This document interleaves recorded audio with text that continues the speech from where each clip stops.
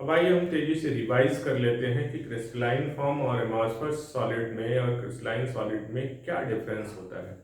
तो जैसा कि हमने पढ़ा कि क्रिस्टलाइन फॉर्म जो होता है उसमें लॉन्ग रेंज आर्डर पाया जाता है as well as short range order पाया जाता है, और वो जो कॉन्स्टिट्यूएंट पार्टिकल्स होते हैं वो एक डेफिनेट पैटर्न में अरेंज होते हैं। तो long range order as well as short range order जैसा यहाँ आपको दिख रहा है, and the constituent particles they are arranged in a very definite pattern। जबकि amorphous solid में there is no long range order, may have short range order or may not have short range order। जैसे यहाँ पे आपको दिख रहा है कि यहाँ पर कोई ऑर्डर नहीं है, तो यहाँ आप कह सकते हो सिंपली कि नो ऑर्डर, नो ऑर्डर या नो रेगुलर पैटर्न। कोई पैटर्न नहीं है, जिसको जैसे मन किया वो वैसे अरेंज हो गया है। दूसरी प्रॉपर्टी है, चूंकि ये एक लॉन्ग रेंज एक डेफिनेट पैटर्न में अरेंज होते हैं क्रिस्टलाइन सॉलिड, तो उनका एक डेफिनेट ज्योमेट्रिकल शेप आता है। जैसे इस समय ये एक रेक्टेंगुलर शेप दिख रहा है, तो they have a definite the crystals they have a definite geometrical shape, कभी कभी ट्राइगोनल, कभी कभी निडल लाइक, तो अलग अलग शेप बनते हैं। जैसे अगर आप नमक को देखें तो वो क्यूबॉइडल शेप में होता है, जबकि जो एमॉर्फस सॉलिड्स होते हैं उनका कोई डेफिनेट ज्योमेट्रिकल शेप नहीं होता है। They don't have any definite geometrical shape, अलग अलग बार बार अरेंज होंगे तो अलग अलग तरीके का शेप बना सकते हैं। Crystalline solids they are anisotropic. हमने पढ़ा कि डिफरेंट अलग अलग डायरेक्शंस में अलग अलग प्रॉपर्टीज होती हैं। ऐसा इसलिए होता है क्योंकि इस डायरेक्शन में जाने पर हमें उतनी ही दूरी पे दूसरे मॉलिक्यूल मिलेंगे, इस डायरेक्शन में जाने पे उतनी ही दूरी पे दूसरे मॉलिक्यूल मिलेंगे। तो डायरेक्शन बदलने से मॉलिक्यूल का टाइप और डिस्टेंस दोनों बदल जाता है, इसलिए वो प्रॉपर्टीज या कुछ प्रॉपर्टीज, फिजिकल प्रॉपर्टीज जैसे refractive index, tensile strength, electrical conductivity, ये अलग अलग डायरेक्शन में अलग अलग होती है। जबकि स्यूडो सॉलिड्स में या एमॉर्फस सॉलिड्स में ये सारे अलग अलग डायरेक्शंस में भी ये प्रॉपर्टीज क्या होती हैं, सेम होती हैं, यानी same properties in all directions, same properties in all directions. और यहां पे क्या है, डिफरेंट प्रॉपर्टीज, सभी प्रॉपर्टीज में कुछ physical properties, different properties in different directions. Okay, same. अब इनका जब मेल्टिंग पॉइंट देखते हैं तो they have sharp melting point. इनको अगर आप मेल्ट कराएंगे तो फिक्स मेल्टिंग पॉइंट पे मेल्ट हो जाएंगे, और यहां पर एक रेंज ऑफ टेम्परेचर में ये मेल्ट होंगे, जैसे कि प्लास्टिक या रबर को मेल्ट कराते हैं। अब जब शार्प मेल्टिंग पॉइंट होता है तो इनका जो जो जो कूलिंग कर्व आता है वो स्मूथ नहीं आता है। वो किस तरीके से आएगा, वो ऐसे आएगा कि जब वो सॉलिडिफिकेशन होने लगेगा या जब वो सॉलिड से लिक्विड या लिक्विड से सॉलिड में बदलेगा, उस समय टेम्परेचर कांस्टेंट हो जाएगा, लेकिन हीट ली जाएगी। जो हीट ली जाती है वो कहलाती है स्पेसिफिक हीट ऑफ फ्यूजन या latent heat of fusion. So they have fixed enthalpy of fusion, उसी को कह सकते हैं, या लेटेंट हीट ऑफ फ्यूजन। और इनका अगर कूलिंग कर्व आप बनाएंगे कुछ इस तरीके से आएगा। मान लीजिए ये टेम्परेचर है और ये टाइम है, तो टेम्परेचर ये इधर बढ़ रहा है, पहले ये सॉलिड था, फिर ये लिक्विड में बदलने लगा। जब सॉलिड लिक्विड में बदलेगा तब उस समय इसका टेम्परेचर क्या होगा, फिक्स होगा। फिर टेम्परेचर बढ़ने लगेगा जब आप हीट देंगे तब। ये लिक्विड स्टेट है, ये सॉलिड स्टेट है, और ये यहां से यहां तक ये क्या हो रहा है, सॉलिड जो है वो लिक्विड में कन्वर्ट हो रहा है। ठीक है, टाइम के साथ टेम्परेचर ऊपर की तरफ बढ़ रहा है। कर्व जो ग्राफ है वो हम पलट सकते हैं, टाइम इधर कर सकते हैं, टेम्परेचर इधर कर सकते हैं, तो सॉलिड इधर हो जाएगा, लिक्विड इधर हो जाएगा। कहने का सिर्फ ये मतलब है कि आपको डिसकंटिन्यूटी तब दिखेगी जब सॉलिड लिक्विड या लिक्विड सॉलिड में कन्वर्ट हो रहा होगा, क्योंकि उस समय टेम्परेचर चेंज नहीं होगा। जो भी हीट देंगे वो हीट लेटेंट हीट के फॉर्म में जाएगी या एंथैल्पी ऑफ फ्यूजन कहलाएगी, एंड दिस इज फिक्स्ड। इसमें क्रिस्टलाइन सॉलिड के केस में क्रिस्टलाइन सॉलिड को ट्रू सॉलिड भी कहते हैं, क्योंकि ये एक्चुअली सॉलिड की तरह बिहेव करते हैं। जबकि यहां पर एंथैल्पी ऑफ फ्यूजन फिक्स नहीं होता है। यहां पर अगर आप कूलिंग कर्व बनाएंगे तो आप, क्योंकि एक रेंज ऑफ टेम्परेचर में मेल्ट करता है, तो आप जब कूलिंग कर्व बनाएंगे तो आपको इस तरीके का एक कर्व मिलेगा टेम्परेचर और टाइम के साथ। ये बता रहा है कि ये धीरे धीरे धीरे धीरे मेल्ट या धीरे धीरे धीरे धीरे ठंडा होता है, इसलिए इसका कोई फिक्स्ड एंथैल्पी ऑफ फ्यूजन नहीं होता है। ये स्यूडो सॉलिड कहलाते हैं क्योंकि इनके अंदर सॉलिड की प्रॉपर्टी नहीं होती है, बल्कि ये ऐसे बिहेव करते हैं कि लिक्विड को एकाएक ठंडा कर दिया गया, इसलिए इसको सुपर कूल्ड लिक्विड भी कहते हैं। इनमें लिक्विडिटी या विस्कोसिटी की प्रॉपर्टी भी आती है या फिर फ्लो करने वाले भी प्रॉपर्टी पाई जाती है, that's why they are called super cooled liquids. Okay, so we can also convert a crystalline solid into amorphous solid. कैसे कन्वर्ट कर सकते हैं हम एक क्रिस्टलाइन सॉलिड को एमॉर्फस सॉलिड में, आइए देखते हैं।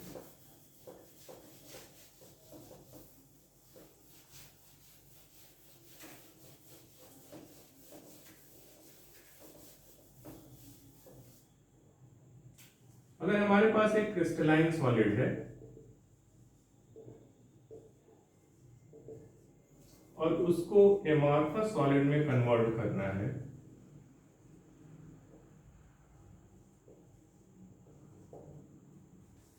तो कैसे कन्वर्ट कर सकते हैं? क्रिस्टलाइन सॉलिड को अगर हम मेल्ट कराएं तो किस में बदल जाएगा? लिक्विड में बदलेगा। और फिर इस लिक्विड को ठंडा करें, तो अगर मैं इस क्रिस्टलाइन सॉलिड को मेल्ट करा दूं और उस मेल्ट को, उस लिक्विड को तेजी से रैपिडली कूल कर दूं, तो वो एमॉर्फस सॉलिड में कन्वर्ट हो जाएगा, because the constituent particles they will not get time कि वो एक डेफिनेट पैटर्न में अरेंज हो, तो वो रैंडम अरेंज हो जाएंगे। और इसी तरीके से अगर कोई एमॉर्फस सॉलिड है और उसको मैं क्रिस्टलाइन में बदलना चाहता हूं, देन मेल्ट इट, मेल्ट कर दो इसको, और जो लिक्विड आया या जो मेल्ट आया, उस मेल्ट को रैपिडली ना कूल करके स्लोली कूल करते हैं, स्लोली कूल करेंगे तो वो क्रिस्टलाइन सॉलिड में कन्वर्ट हो जाएगा। यानी जैसे इसका एक एग्जांपल है क्वार्ट्ज और सिलिका, क्वार्ट्ज एंड सिलिका। जो सिलिका है, this is amorphous form of quartz. So if I want to convert silica into quartz, I'll melt the silica and allow it to cool slowly, then it will be converted into quartz. And if I melt quartz and allow it to cool rapidly, then it will be converted into silica. So quartz is crystalline form and silica is amorphous form. Okay. So I can convert quartz into silica or crystalline form a substance into its amorphous form, and that amorphous form can be converted back into crystalline form by cooling its melt slowly. Okay. दूसरे दो question और आते हैं। एक question ये आता है कि पुरानी जो विंडोज होती हैं,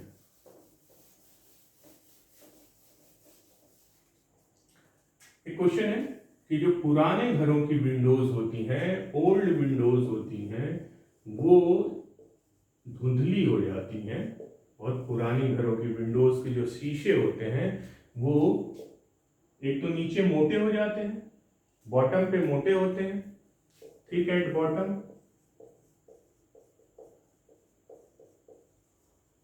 और दूसरा इसमें एक प्रॉपर्टी हो जाती है कि वो ट्रांसलूसेंट हो जाते हैं, टाइम के साथ साथ ट्रांसलूसेंट हो जाते हैं, यानी थोड़े धुंधले हो जाते हैं। इसका क्या रीजन होता है? तो दोनों के रीजन जरा हम देखते हैं कि जो पुराने घरों में विंडोज में ग्लास लगा होता है, ये ग्लास एक सुपर कूल्ड लिक्विड है या स्यूडो सॉलिड है, और इसके अंदर फ्लो करने की प्रॉपर्टी होती है। विस्कस ज्यादा है लेकिन इसमें फ्लो करने की प्रॉपर्टी है, तो बहुत सालों में, 20, 30, 40, 50 सालों में वो फ्लो करके ऊपर से नीचे आता है, और नीचे मोटा हो जाता है और ऊपर क्या रहता है? पतला रहता है। तो that is why it becomes thick at the bottom. दूसरा, ये ट्रांसलूसेंट क्यों हो जाता है? शुरू में तो ट्रांसपेरेंट रहता है लेकिन टाइम के साथ साथ उसमें धुंधलापन आ जाता है। इसका रीजन ये है कि दिन में वो विंडो गर्म होती है और रात को फिर ठंडी होती है, और ऐसा कई सालों तक लगातार होता है, जिसको कहते हैं कि एनिलेशन प्रोसेस होता है, और उस प्रोसेस में उसमें छोटे छोटे क्रिस्टल बन जाते हैं। शुरू में तो कोई ऑर्डर नहीं है, कोई रेंज ऑफ ऑर्डर नहीं है, it is arranged in a irregular pattern, क्योंकि हमने इसको रैपिडली कूल कर रखा था। लेकिन टाइम के साथ साथ जब ये गर्म और ठंडा होता रहता है तो शॉर्ट रेंज आर्डर बन जाता है, यानी छोटे छोटे क्रिस्टल्स बन जाते हैं जिनको हम कहते हैं क्रिस्टलाइट। और इन छोटे छोटे क्रिस्टलाइट्स के कारण क्या कहते हैं, छोटे क्रिस्टल्स को क्रिस्टलाइट। इन छोटे क्रिस्टलाइट्स के बन जाने के कारण ये धुंधला हो जाता है। तो दो प्रश्न हुए, या एक्चुअली हम कहें तो तीन प्रश्न हुए। हम एमार्फस सॉलिड को क्रिस्टलाइन में कैसे बदल सकते हैं, या क्वार्ट्ज को सिलिका में कैसे बदल सकते हैं।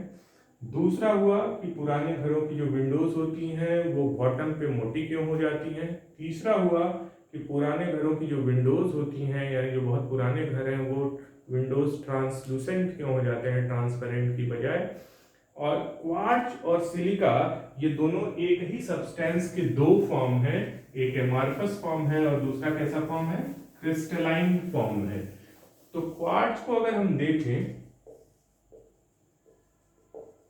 तो क्वार्ट्ज जो होता है उसका फार्मूला होता है SiO2, और जब ये क्रिस्टलाइन फॉर्म में अरेंज होता है तो जो यूनिट बार बार अरेंज होती है वो होती है SiO4।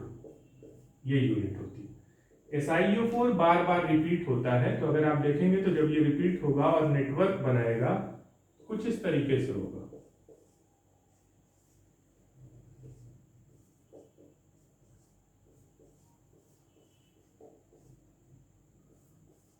तो जो इसका एवरेज फार्मूला आ जाएगा वो आ जाएगा SiO2, क्योंकि ये O दो सिलिका के बीच में या दो SiO4 यूनिट के बीच में शेयर किया जाता है।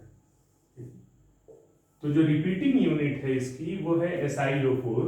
इसमें रिपीटिंग यूनिट पूछा जाता है कि रिपीटिंग यूनिट जो है ये है SiO4 4 नेगेटिव, और जो फार्मूला है वो है SiO2। जब यही एमार्फस सॉलिड बनता है तो एमार्फस सॉलिड में कोई रेगुलर अरेंजमेंट नहीं होता है। तो क्रिस्टलाइन फॉर्म जो सिलिका क्वार्ट्ज है, जब ये एमार्फस फॉर्म में बनता है तो इसको हम क्या कहते हैं, silica. Silica and quartz they are inter convertible, और दोनों ही एक ही सब्सटेंस का एक क्रिस्टलाइन फॉर्म है, क्रिस्टलाइन फॉर्म क्वार्ट्ज है, और जो इसका फार्मूला है वो SiO2 है, जो इसकी रिपीटिंग यूनिट है वो SiO4 है, और जो सिलिका है उसकी भी रिपीटिंग यूनिट SiO4 है, बट वो यहाँ पे SiO4 जो होता है वो रैंडम फॉर्म में अरेंज होता है, और ये एमार्फस सॉलिड होता है।